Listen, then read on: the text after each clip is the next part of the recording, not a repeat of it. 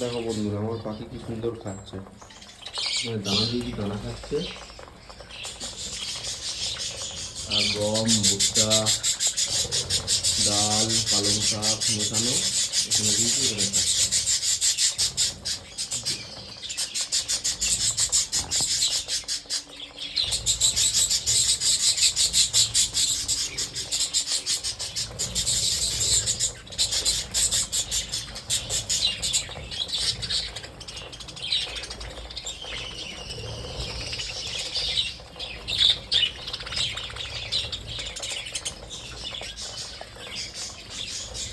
এখানে দেখো সব ফার্স্ট ক্লাসের বাচ্চা আলাদা করা আছে, এগুলো সব বড় হচ্ছে, এগুলো খাচ্ছে।